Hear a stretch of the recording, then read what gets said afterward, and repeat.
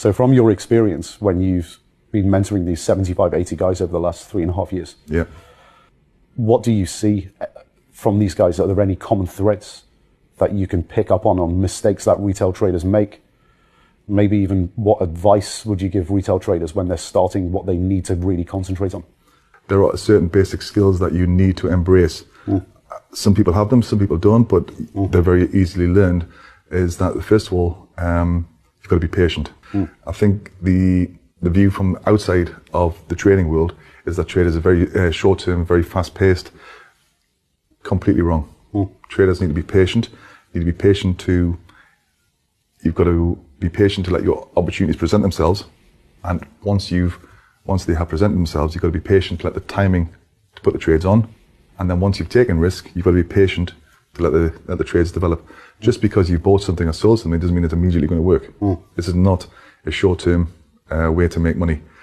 So you've got to be patient, and you've got to be humble, because at the Institute, as you know, we will give people a methodology how to generate ideas, try and get ahead of where the economies are going, and you've got to develop your own ideas. Don't rely on anybody else.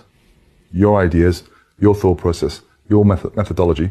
We'll educate you along the process, but everybody fine-tunes, and everybody's got a slight different bias of where their strengths are, where their weaknesses are. But the most important thing is that you have to be able to generate your own ideas. Don't rely on anybody else. Don't listen to broker research. Your own ideas. Have your own methodology.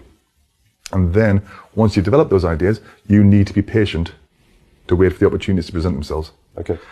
And you have to be patient because we're looking here for anywhere between a 1 to 6 month horizon. So we want to be 1 or 2 steps ahead of the market. We don't want to be 3 or 4 steps ahead of the market. That is, as you referred to before, that's investing. And actually, that is one of the best pieces of advice I've ever been given. Yeah. As a youngster by you. Always be 1 or 2 steps ahead. Yeah. And not 3 or 4. Yeah. Because if you're 3 or 4 steps ahead, you end up sitting and waiting forever for trades to actually pan out. And they generally never do. No, because you'd be stopped out.